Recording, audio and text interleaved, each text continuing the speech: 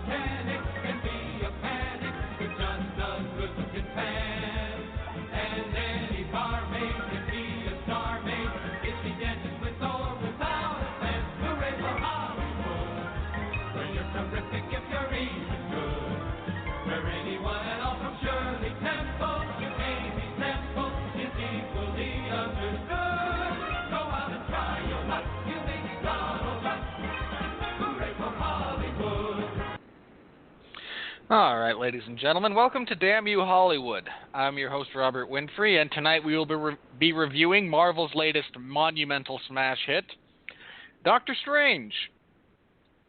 I'm going to warn everybody right now, if you're listening live, Mark and I are probably going to rush through this a little bit because he wants to cover the election which is going on in the United States.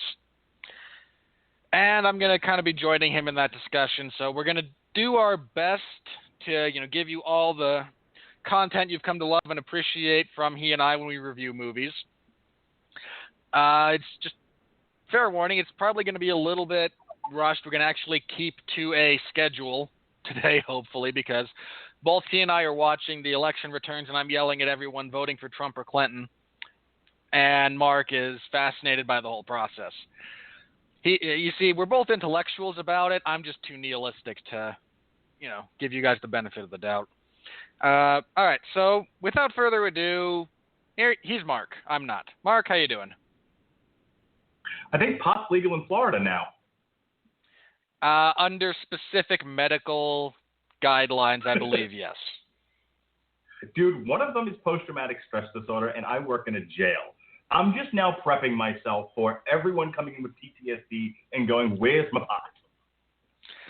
Yeah. Call the doctor. These are the same people who are going. They're the same people who want Ritalin to make the demons stop talking to them.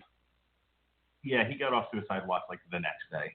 In any case, hi. We're gonna talk movies, and I'm gonna try not to have ADD and yell squirrel. I will. I'm going to give everyone fair warning. I have the TV on in back of me. I will be looking at my computer, looking at the TV, looking at my computer, looking at the TV. Okay, Doctor Strange, go. All righty. Yeah, Trump's going to win Florida. Wow, good for him. Bunch of morons out there voting for Trump. Idiots. All right, Doctor Strange. We'll save me yelling at. Mark, do you understand the importance of the secret ballot as it relates to not just the American electoral system, but to actually the history of Western civilization? Look, let me say this. I will explain my reasons for voting for Trump at 9:30, whenever we're done with this on YouTube. And it's not for the reasons people might think. I don't actually think he will be a good president. I don't think he will be an effective president. And that's kind of the point. But, again, more on that on YouTube in a little bit. About 55 minutes, to be specific. All right. Doctor Strange was a bit of a gamble for Marvel. Doctor Strange is a certainly lesser-known property in the Marvel pantheon. But if they could, I imagine that when Guardians of the Galaxy was a smash hit, they really kind of opened up the coffers there and went, well, okay, people will clearly follow us anywhere. How do we want to do this? And they arrived at, and Doctor Strange is one of the characters that I think that success kind of gave them some faith in. Because Doctor Strange deals with magic. And that's not something that they've really dealt with in the MCU proper. Even with Thor, the property where magic is most prevalent, they've done they do a pretty good job of trying to explain it away as simply physics.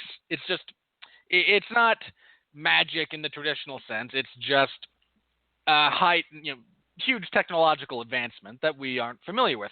In Doctor Strange, it's magic. They actually make that very, very plain throughout the course of this movie. So again, a bit of a risk, but it's paid off for them quite well. I'll go ahead and give you my brief rundown. All right, we are introduced to Dr. Stephen Strange, a celebrated and talented neurosurgeon with some personality issues, a bit of an ego. Think Dr. House if he was younger, good-looking, and not crippled. Yeah. Not quite as extreme, but if you haven't seen the movie, not nearly as extreme as Gregory House, but, if you want to understand the trope and the stock character from which they further mold this one. Then he gets into a car crash that destroys his hands. Can't really be a surgeon without hands. Kind of important. On his quest to regain use of his digits, he eventually winds up in Nepal, where he meets the Ancient One, played by Tilda Swinton, and is subsequently sucked into the conflict between the Ancient One and her acolytes and Mads Mikkelsen, the great Mads Mikkelsen. And his character is slightly better than stock Marvel villain number 37. But I still can't remember his name. That is. It's a weird name. Give me a minute. And I'll even look at it and won't know how to pronounce it necessarily. Yeah, I can't remember how to pronounce that. What are you trying to pronounce? Mads Mikkelsen's character, the bad guy. Caecilius. Caecilius, thank you. The visual, seeing it spelled, was not helping me. Caecilius, who has developed a bit of nihilism and a bit of hatred of death, and his plan is to take the Earth and merge it and our entire reality with the Dark Dimension, where lies Dormammu. The destroyer of worlds. He is essentially entropy, the end of time. The Dark Dimension is a place without time. Time does not pass within the dimension in the traditional sense of the word. And he just, he's kind of had it with life, and he wants to go there where he believes all humanity will attain immortality, because without the passage of time, death does not arrive. And that's where we will all exist. Not quite true. Making deals with the devil never really works out. I want to add something to that, because this was a common theme throughout this movie, which was not only Caecilius, but also Mordo, when we get to talking about that. There's a hypocrisy at work. You have the teachings of the Ancient One that say, don't mess with the Dark Dimension, don't draw from its power, this can only end badly, this will only end in tears, and as Caecilius finds out, and then Mordo finds out, she's actually drawing long life from the Dark Dimension. And in Caecilius, this wakes up this idea of, well, if you can do it, why can't anyone do it? And if anyone can do it, why just don't we? And we can live forever. With Mordo, which we'll talk about a little bit later, there's something else going on with him that they're going to get into in the next movie, probably. At some point down the line. But that is a central point of this movie, is that the Ancient One is not perfect. The Ancient One it kind of says, do as I say, not as I do, and it causes a lot more problems than anything else, which Doctor Strange spends most of this movie mostly divorced from. If he has to confront it at all, it's because his life is being threatened. Well, there's a big part of it, too, that I think they should have touched on that they didn't, it's not so much do as I say, not as I do. It's more preparation for higher learning. And that they make that a big part of elements of the philosophy that goes on in there is, there is no forbidden knowledge necessarily. Only forbidden rituals, I think, is one of the lines they use. What you get with Right. the Ancient One is really more an example of almost an overqualified high school math teacher who, rather than teaching calculus at a high level, is teaching the basics of algebra. And consequently, and this applies with every discipline, be it math, physics, which deals with a lot of math, literature, you must know the rules. You must operate within the rules until you have reached a point where you can break them. And that's a really interesting kind of place to wind up at. The old adage in writing, you never start a sentence with a preposition. Well, if you're learning to write and if you're learning to communicate effectively through that medium, no, you should not do that.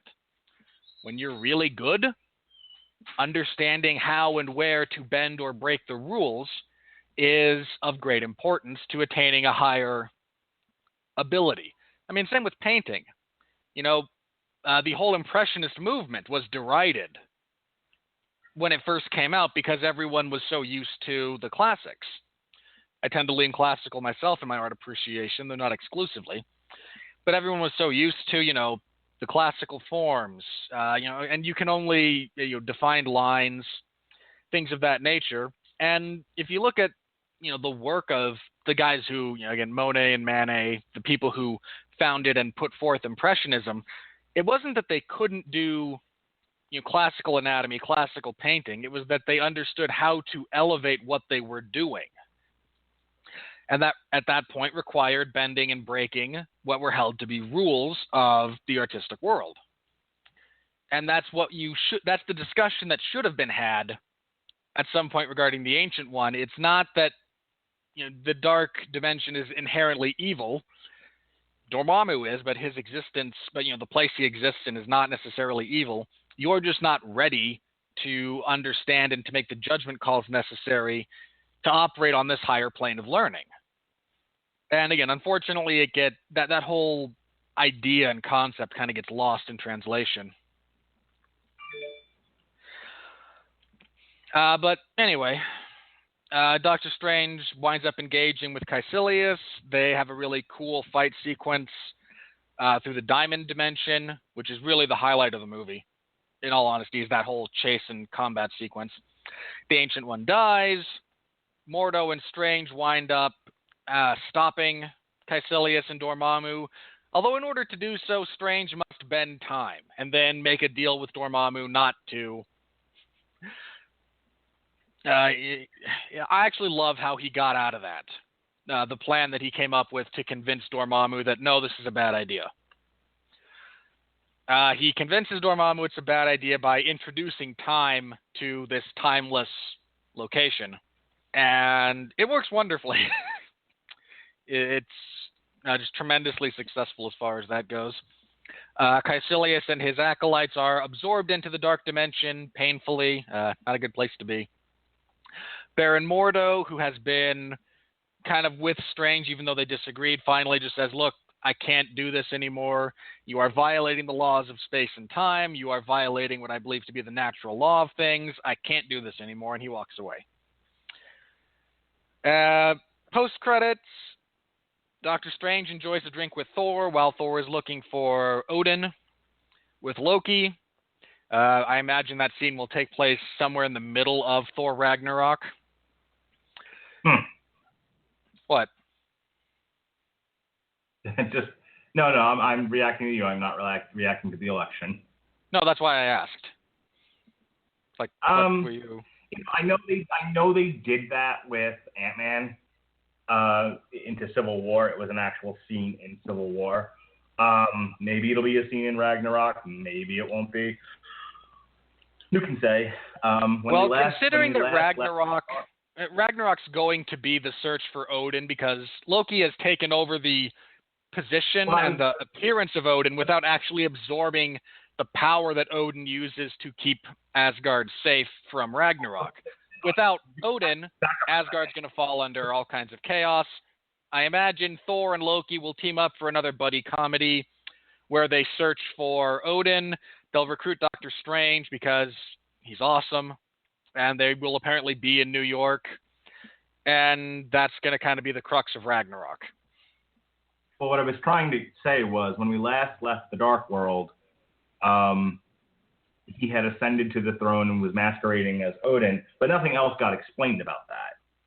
So, yeah, I imagine what we're going to get is he usurps Odin without actually absorbing the Odin force, which is bad. It's a bad time. All right, let me just moving this along here. Let me get to a couple of things. One, I like the movie. I think it's one of Marvel's better ones. The elements that make it better than most of the Marvel movies is this is probably one of the best villains they've had. Not that they've had a long line of good ones.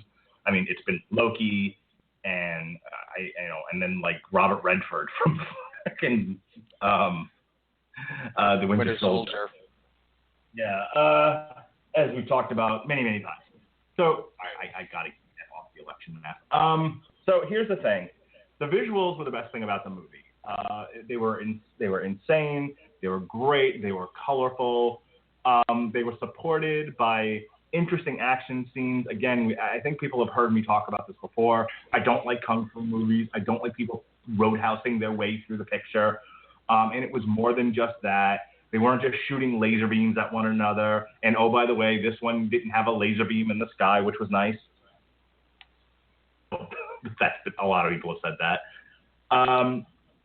They changed things enough and made it different enough to make it interesting for me. Again, the conclusion of the movie was done in an interesting way in which you have Doctor Strange turning back the destruction, not part of it or causing more of it. Not to mention the fact that it isn't by sheer brute force that he beats his opponent or some sort of thing that pays off at the end of the movie that he learns how to do. He does, and I'm going to address that, but he does it in a intellectual way. He tricks Dormammu, basically, in his best. Oh, yeah. He creates I love Doctor Strange as a character because he's not a bruiser. There are enough bruisers in the MCU. And he's not Tony Stark, whose intellect is stunted. Talk about that. Hang on. Yeah. Everyone is saying this is basically Iron Man with magic. Look, Tony Stark and Doctor Strange are completely different characters. Okay, let me. Like I said, I like the movie. The visuals were the best part. The villain was better than most. The action scenes actually supported the visuals and were interesting and different from anything that we had seen in previous Marvel movies. What really sets this apart, and again, the people comparing Doctor Strange to Iron Man are couldn't be more wrong, and they don't really understand what they're watching, apparently. So, Tony Stark becomes Iron Man due to a crisis of conscience. He has sent weapons all over the world, and when he realizes that his weapons can be turned not only back on him, but on the people that he loves, on his country, etc., he creates the Iron Man suit to go and get them away from people, which he was already going to get killed, and Jeff Bridges was going to take over the company. But this even more so draws Jeff Bridges' ire and makes him a target. That's Iron Man 1. If you want to compare the Doctor Strange story to an Iron Man movie, it most closely resembles Tony in Iron Man 2, and that's the point that I'm getting at. This isn't about a crisis of conscience. This is about Stephen Strange. The man and his lifestyle were dependent on his steady hands, and when he loses the use of them for the purposes of neurosurgery, everything else is about getting his hands healed. At no point does he say, or does he even acknowledge the bigger goal here. He has to be dragged, kicking and screaming. Tony Stark went running towards it, and with the exception of Iron Man 2, when it was about him and curing him of the thing that was killing him, it's always been about, Tony was always pushing things. and trying to do better. His creation of Ultron was about his feelings of inadequacies, his fear that he was going to be the cause of Earth's fall by not doing enough. Civil War. And then he did too much and almost did it. Anyway. And Civil War was the same thing. Civil War is, we need checks and balances because we're crazy people and we destroy innocent lives. And I said during that review, why didn't everyone just look at him and go, Tony, it's only you. You're the only one. Yeah, there's a scene or adaptation of that scene from the YouTube account, How It Should Have Ended, where every one of the Avengers in that meeting, first of all, Cap just frequently says, "No, Tony, that was you. No, Tony, that was also you." And they're all kind of divided, and then Cap, on behalf of the rest of the Avengers, looks at the general the Secretary of Defense, good old Thunderbolt Ross, and says, if you change these from the Sokovia Accords to the Tony Accords, we'll all sign right now. So, for Strange, and people are not giving this part enough credit, in my opinion, he actually says out loud, folks, all I wanted was my hands repaired. I'm not in this to fight your stupid magical war. Yeah, more than once. He resists conflict. At first, it's no. You guys said, no, I came here to get healed. I didn't come here to be a soldier. Then after he actually has to kill someone, I took an oath to first do no harm. Now I'm killing people. I'm not okay with this. Right. He is resistant to, if you want to find a comparable character, maybe Luke Skywalker, only he comes to the conclusion when here's the thing. Luke decides he's going to join the rebellion when he had nothing else. They killed his family he didn't want to go back to in the first place and went, well, I'm homeless. I might as well follow the old man and see where that goes. And Stephen Strange was constantly being attacked. He's from about the middle of the movie on, Caecilius is out to kill him just because he's there. And he goes to Hong Kong. That whole sequence in New York is an accident. He just happens to be in the room when they destroy London. He gets blown into the New York sanctuary. Right. And he and the whole third act is not about I've suddenly decided that this is a good thing, a good and true thing. He's still resistant to it, only they just killed the Ancient One, who basically had to give him a dad talk and say, stupid, it's not about you. Which he doesn't really accept. But he not does until the end. Not even. At the end of it, he's like, "Well, I see the point now. I see the point of this, and we've lost a lot of wizards this day. So I guess I should." But well, no, it's not that. It's more that he's prepared to spend essentially eternity being tortured and murdered by an extra-dimensional world-eating monster in order to save the rest of the planet. Well, the idea that I took from the last part of the movie was that he sort of resigned himself to this life, but also because he did. If there's one thing he owned, if there's one part of the teachings of the Ancient One that he really truly had come to understand, it's that he didn't know everything, and there was a vast universe of knowledge that was out there for him to learn. And I think that, in a lot of ways, was a motivating factor. That's for not anyone. Tony Stark. No. Tony Stark already.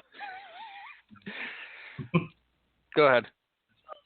And that, I think, is what is the probably more so than the visuals, the biggest element of this story is that we really do have. Look, every single hero. Captain America went running to become Captain America and hasn't stopped since and never looked back. Thor is just Thor. Thor hasn't.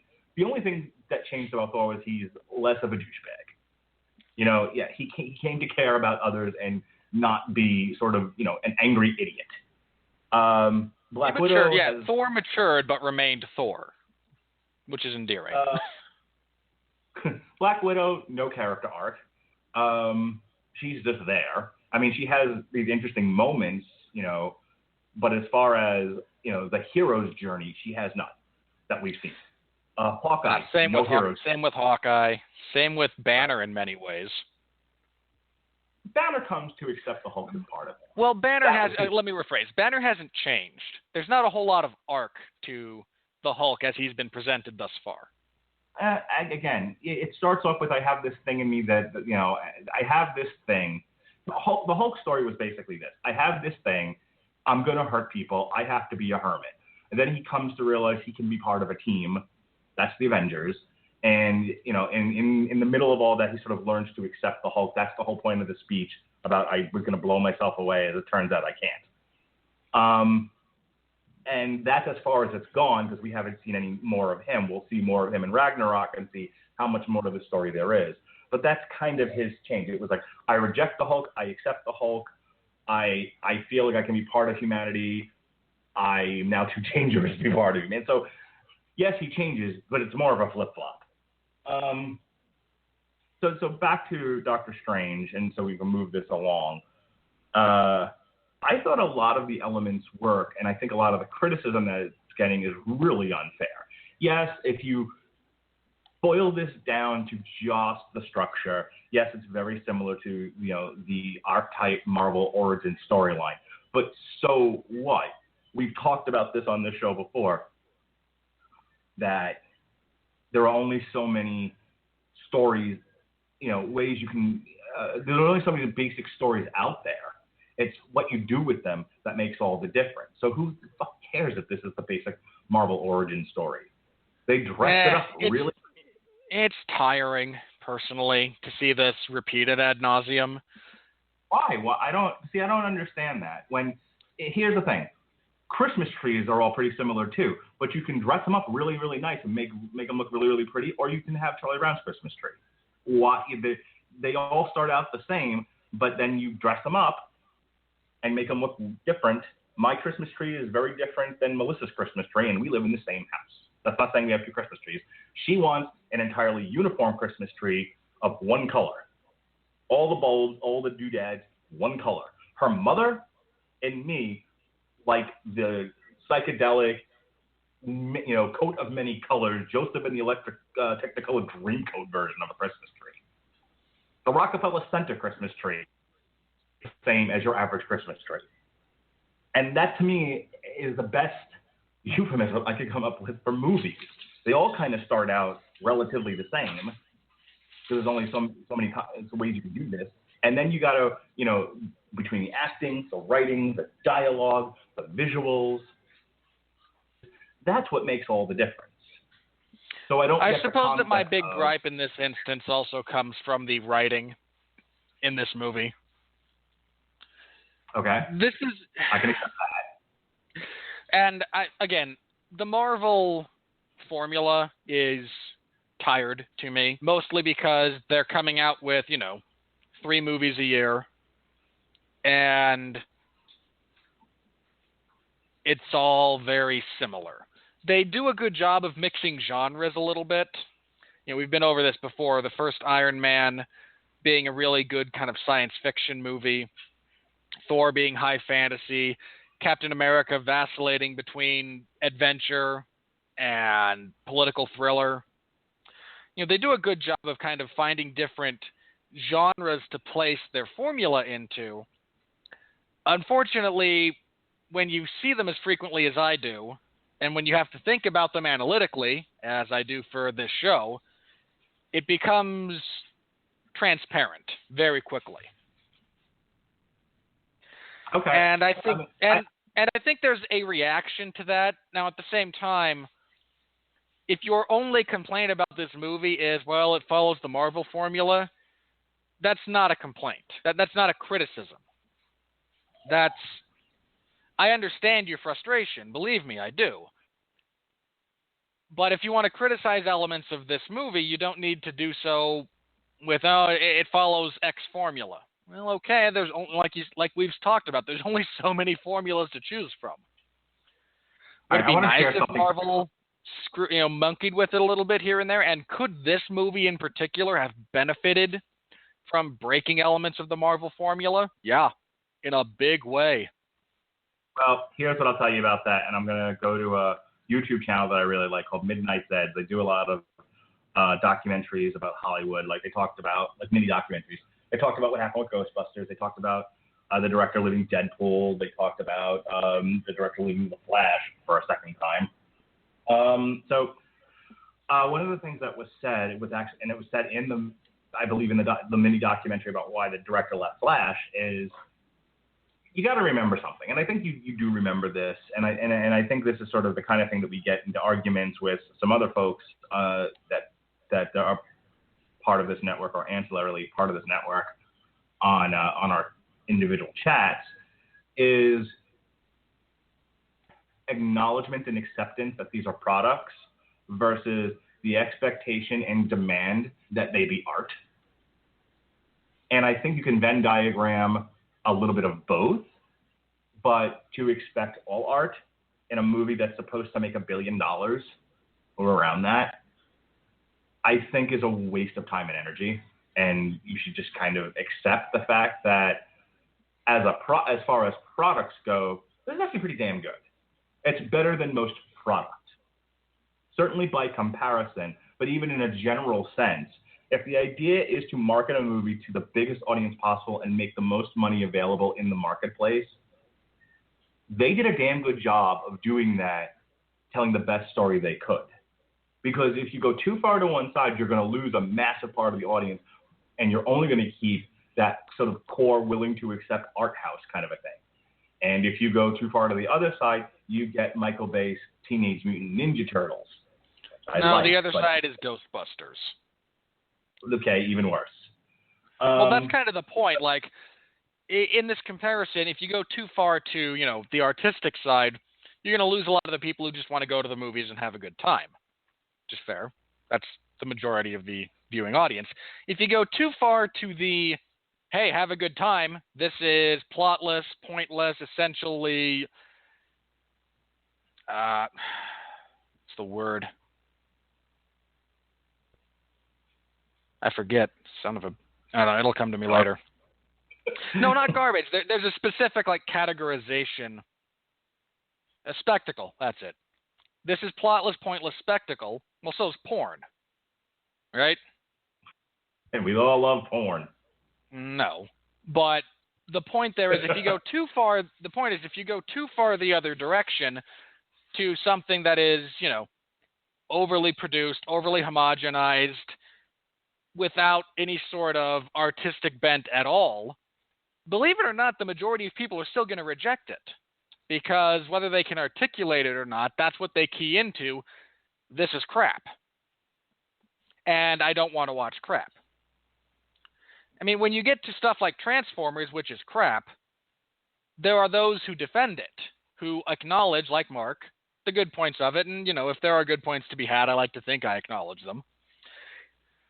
But you don't get that with something that goes to, again, Ghostbusters. Nobody defends Ghostbusters. Not even Mark.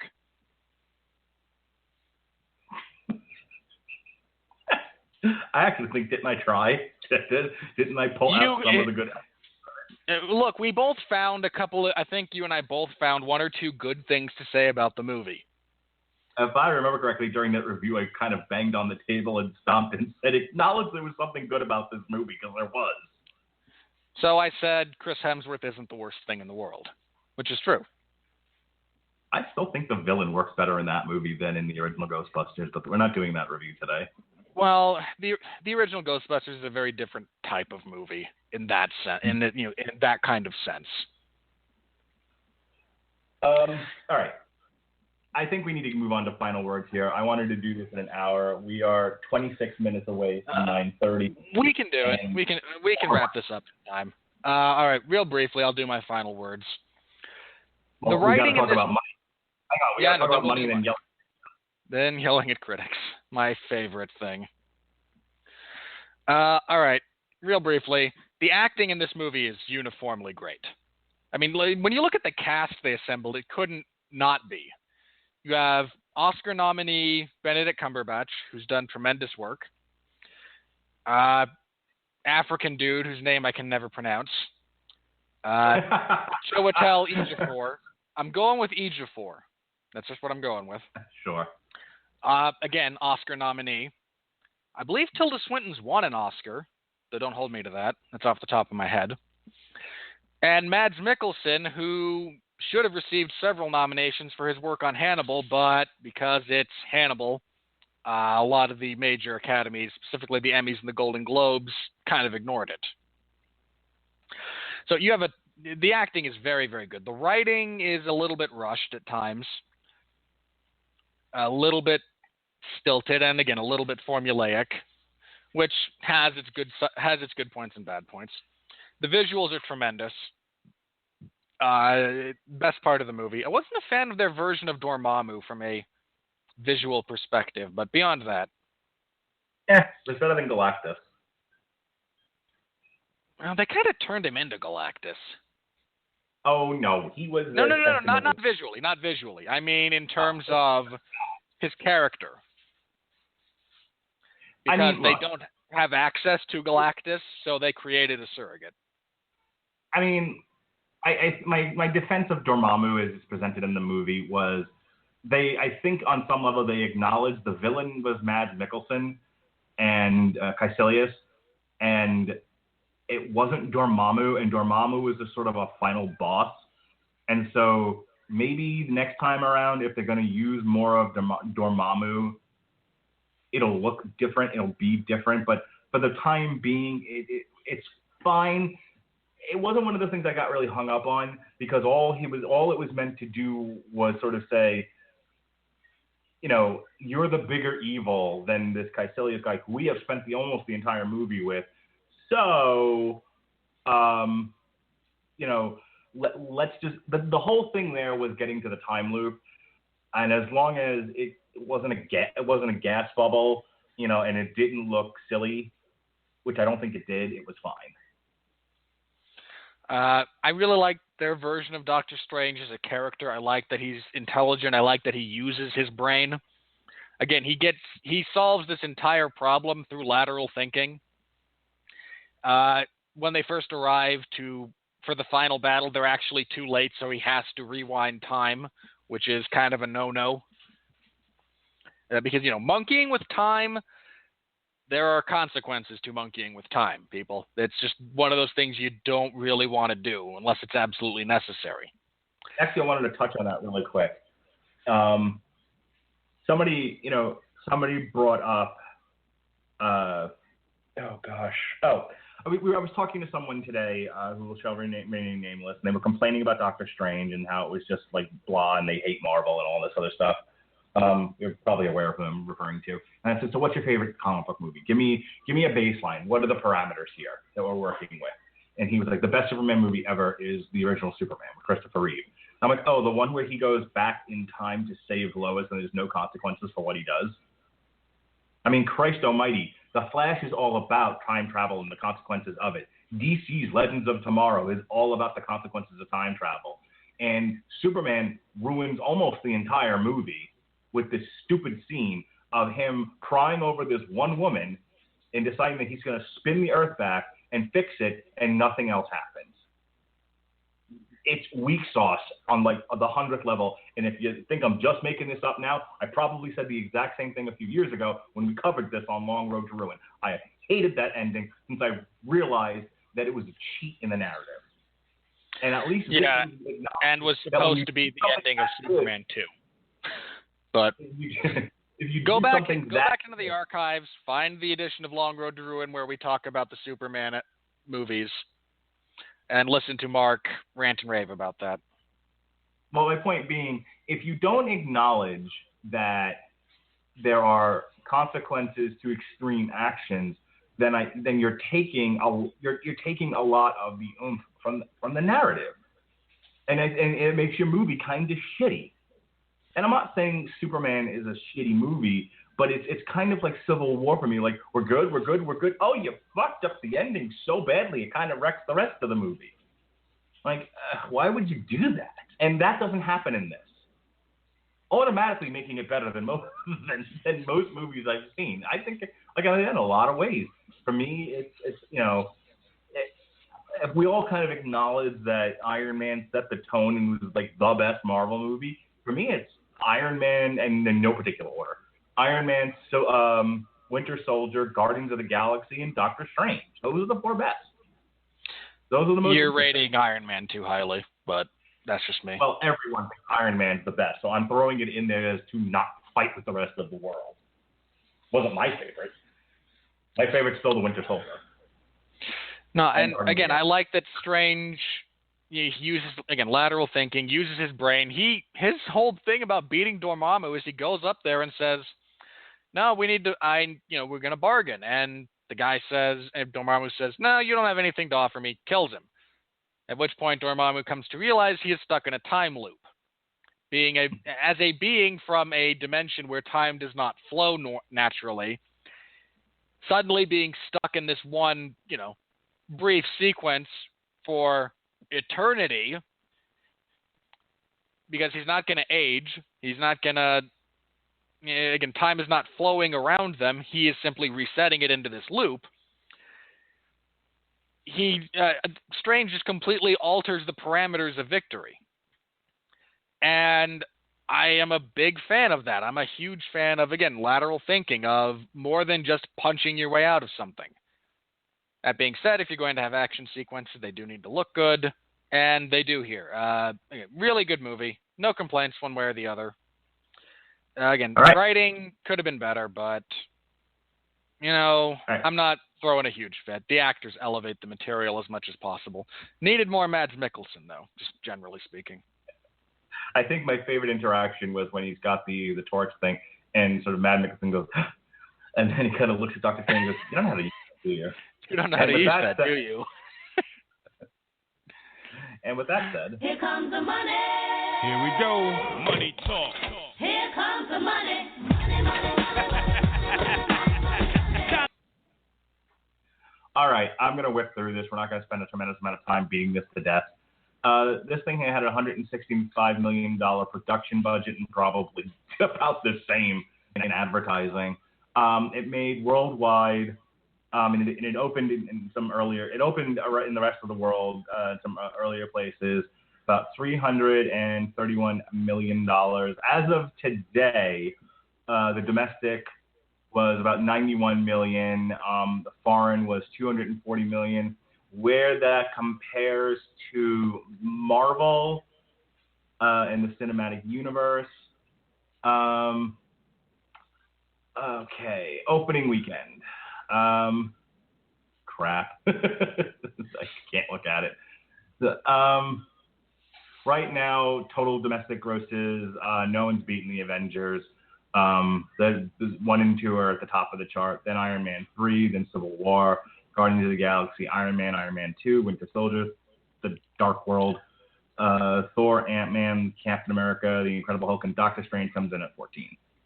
That's because it just came out. I actually think if you compare Doctor Strange's opening weekend to every other origin movie, he's beating them. That's what I was trying to look for. I want to see if I can find that chart really quick. Foreign I think opening he's beating weekend. everyone but Iron Man. Opening weekend. Here we go. Opening weekends. Okay. Well, this unfortunately takes in a bunch of other stuff. On the opening weekends chart, it actually ranks 64, I believe. Yes, it ranks between X-Men Origins Wolverine and 50 Shades of Grey. 65 yeah, you're looking at really odd data points right there. Star Wars Force Awakens currently holds the record at a $247 million opening, and Avengers comes in third with Ultron behind it. In any case, it's pretty good. I mean, the projections for what it was going to do were kind of all over the place. I think it was brought down low once or twice. But overall, this was a win for Marvel. Where it stands worldwide right now, it's not quite in the top 10. It's just there. It's at 21. It's got to make another like $2 million to be tied with Now You See Me 2. Oh, this thing's cracking the top 10. And another $10 million to get beyond Star Trek Beyond. To get in the top 10, it needs to make more than $543 million, and that's going to make Fox a sad panda, because then it's going to knock X-Men Apocalypse out of the top 10. Well, okay, serious question. Do we think it does that? I mean, I just said kind of flippantly that it will. I mean, I think $300 million is in that area relatively easily. Do we think it cracks the top 10? Well, let's put it this way.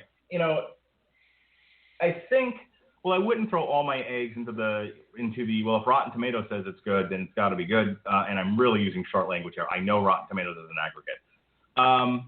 But unlike most people, if it's got a high score on Rotten Tomatoes, if it's certified fresh, at this point, casual fans still need to go out and see this thing, and they're going.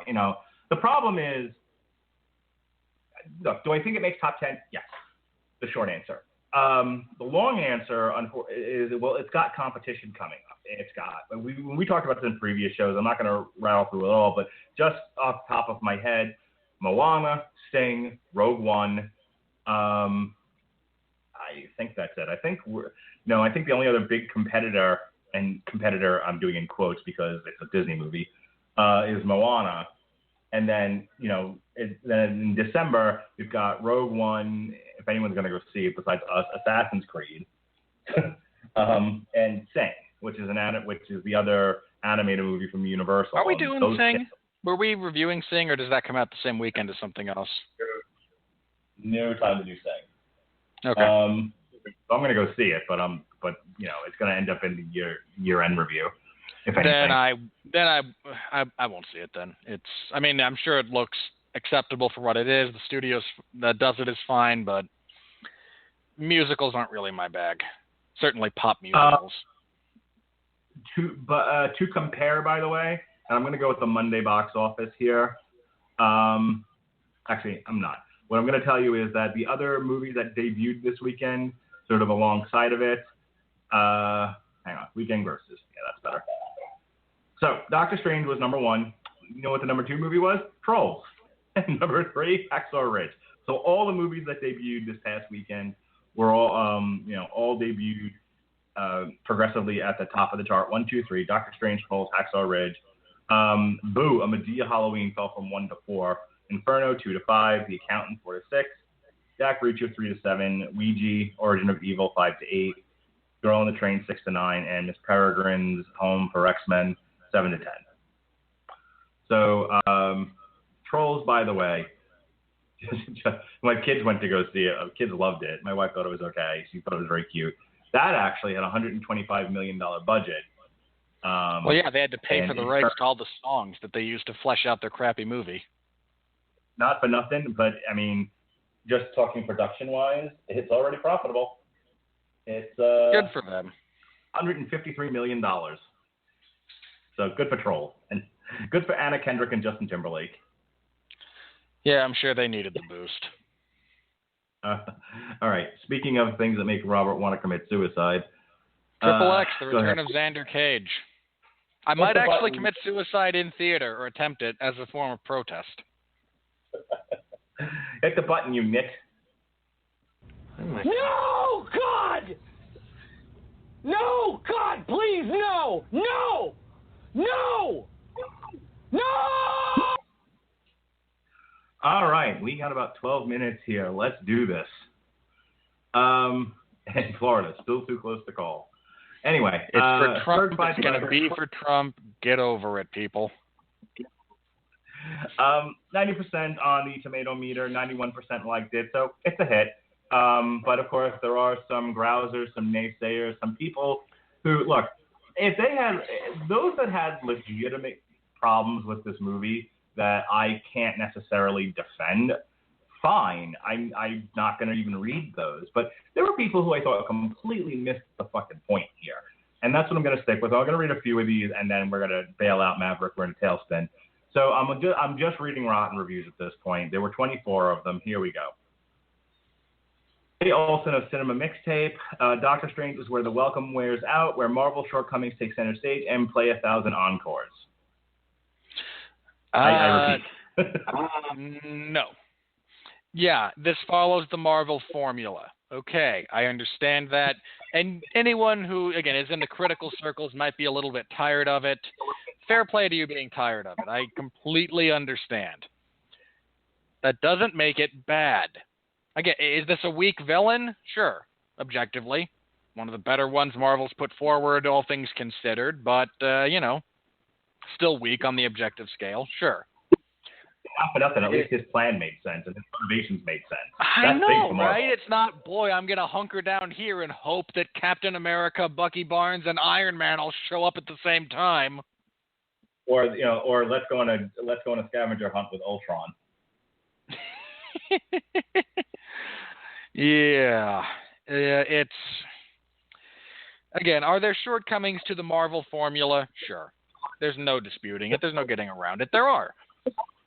That's not that doesn't mean you get to focus all of your hipster angst about Marvel movies onto this one unfairly. It's not how that works.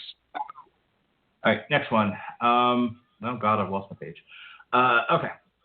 Jordan Roth of the film stage. The strangest thing about Marvel's latest feature is that all of these characters come across utterly bored with their vocations. What the? Wait a minute. What the? Yeah, no. Doctor Strange is clearly so bored of being a neurosurgeon that upon crippling his hands and being unable to do it, he embarks on a worldwide quest to get that ability back. No, these are clearly the actions of a bored man. And let us not forget something very important here, that he says through 90% of this movie, if not maybe a little bit more, hey, this is still about my hands. I never lost sight of that, which happens in a lot of movies that I've complained about this, where it's like you started off with one objective, and then with the slightest push of a feather, you're suddenly about this other cause. And the nice thing about him was he really wasn't. I kind of like that about the guy. It was like, I still want my hands back. And even at the end of the movie, he's still looking at him, with that sort of... Well, at the end of the movie, he understands that I can either have my hands back by constantly channeling magical energies into them, or I can do magic on a greater scale. And it's a rough choice. Yeah. And it's something that, he struggles to live with, to be sure.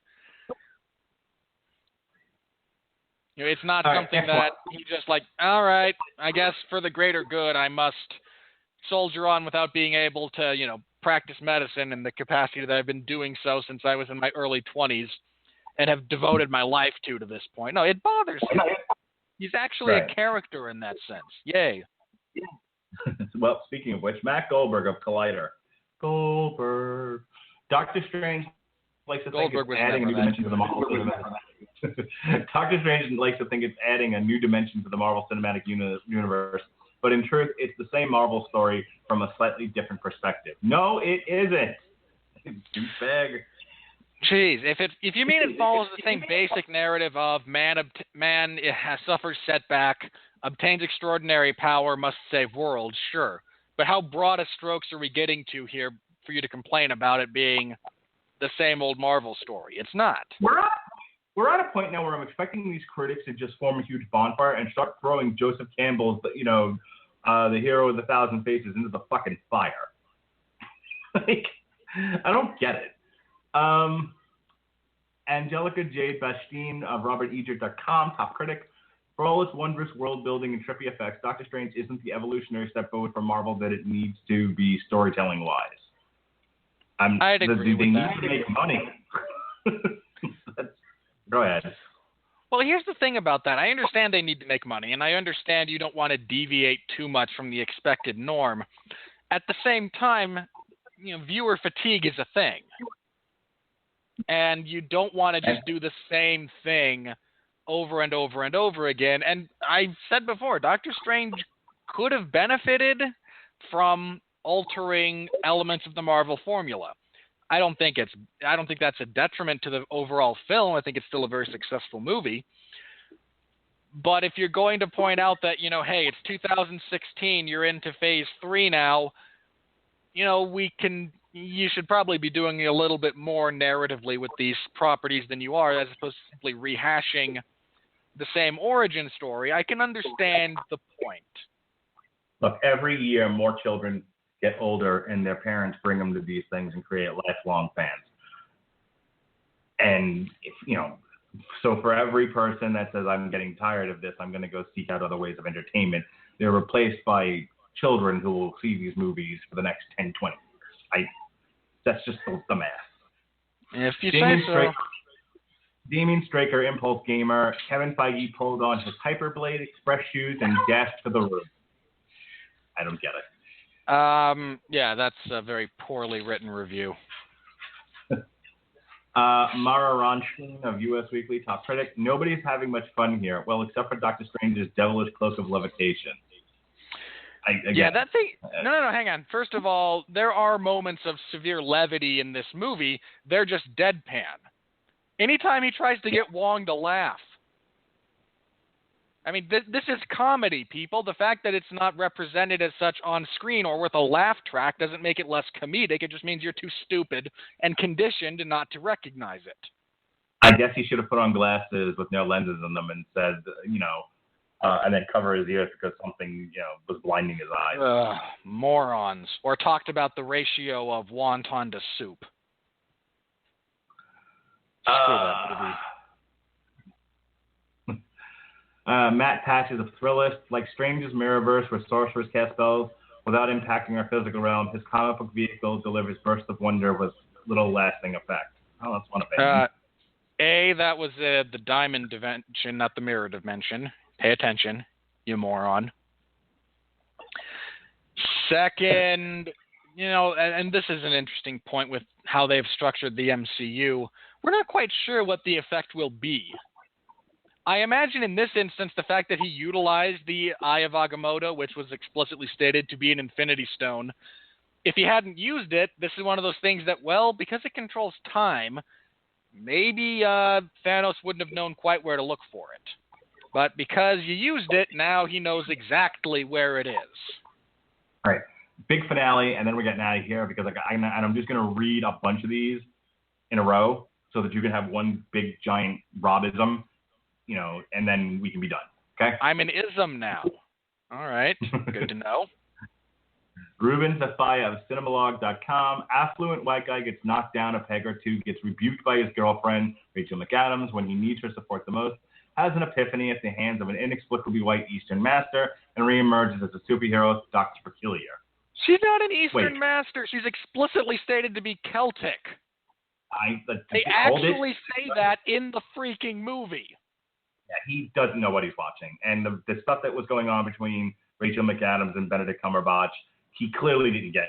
So, and unfortunately, we just didn't have time to talk about it. Maybe at the end of the year, we'll double back. But there's a reason I'm reading these in a row. A beat-for-beat, Sean Burns, Slice Personality. A beat-for-beat remake of the first Iron Man movie crossed with a Windows 95 screensaver. Doesn't this stuff ever get stale to you people? Hold it. Googly. Jesse Hassinger, Brooklyn Magazine. Basically Iron Man with weaker laugh lines and vastly cooler action sequences. It's Iron Man meets Thor 2, and the thing is these guys have met before. Googly, hold it. Andrew Graham, Detroit News, top critic. There's a bunch of mumbo-jumbo about sorcerers and whatnot, which weigh down the screenplay like an anchor. Oh, because we can't have finally, exposition in a movie. You freaking hack. Scott Mendelson of Forbes, the visuals are worth the price of admission, but this is as generic and by the numbers an origin story as the MCU has ever made. It's better than Green Lantern, but it will remind you of Green Lantern. No, it won't. All right, you have 2 minutes. Go. Okay, this is not a beat-for-beat remake of Iron Man. Not by any stretch of the imagination. Mark already covered Tony Stark has a crisis of conscience and an even bigger ego than Doctor Strange does. Strange is a little bit more self-centered than Stark is, and these differences play out over the course of the screenplay. If you're complaining about this being the generic Marvel origin story in structure, okay, fair. This is how they've done all of them. Introduction to character suffers setback, character regains a bit of confidence, character loses someone, character triumphs. Here's just a minor thought for all of you people. That's the basic structure of somewhere between 50 and 70% of all stories told, period. I did mention Luke Skywalker earlier. No one cares about Luke Skywalker. The 1977 movie you may have heard of called Star Wars. I was not aware of this film. I will have to watch it. You're not missing much. I know. I keep hearing people talk about it, and I feel that they've built it up too much, that when I actually get around to seeing it, I'll be disappointed. Look, if you're just now cluing in to how the hero's journey works from an archetypal standpoint, I don't know what to tell you, other than assuming you actually graduated high school, return your diploma and sue them because they failed you on a pretty fundamental level. I think what gets me about the last couple of reviewers is that these are all professional, like, paid people, and one of them was a top critic. I know he draws a paycheck. And it's like you don't seem to understand the first thing about film and are just grousing for the sake of grousing. Again, if you've personally just kind of had it with Marvel origin stories, I understand. I really do. Allowing your fatigue to affect your review of the film in and of itself is poor craft from a critical standpoint. It's just, no, the two are not related. Sure, I have some viewer fatigue over the Marvel origin story. That doesn't stop Doctor Strange from being a good movie on its own merits. It just means I know what's coming. Look, the two are not the same thing. In summation, unless you have a burning desire to say one other thing, I think the thing that I strive for on this show is to try to be objective. I do the same thing on Metal Hammer of Doom. I really do try to be objective about. I mean, like, we're going to review the new Opeth album. Tomorrow night, and look, personally, I hate it, but it's not and I've said this about some other albums before, it's not an incompetently made album. The people in Opeth know how to play their instruments, and they make interesting music. I'm just not a fan of it. And so if you're just not a fan of these movies, that's great. But if you're a professional reviewer, you're supposed to have a sense of objectivity in your writing that shows that. You're supposed to be the person most knowledgeable about film, and you're right, and you're applying that knowledge to specific films in terms of reviews. And a lot of the times the stuff that we read on Rotten Tomatoes is people just spewing their opinion like it's fucking Twitter. And that's all I have to say about that. Real briefly on the subject of criticism, and I'll be very brief. True objectivity is impossible. Mark has a different perspective than I do. I have a different perspective from you. We all come from different places. We have different experiences. And when you listen to Mark and I review movies, you're not just listening for the objectivity. You're listening to my perspective, to Mark's perspective, to things of that nature. And even for professional reviewers, again, true objectivity is boring and impossible. The degree to which when I yell at people about their bias, it's not because it's not purely objective. It's how much you have slipped from objectivity to the point where you lose credibility within your profession. Hey, I'm gonna dart off. I'm gonna dart off and close out. You close up shop, and you know where to meet me, folks. Yeah. Election coverage on YouTube.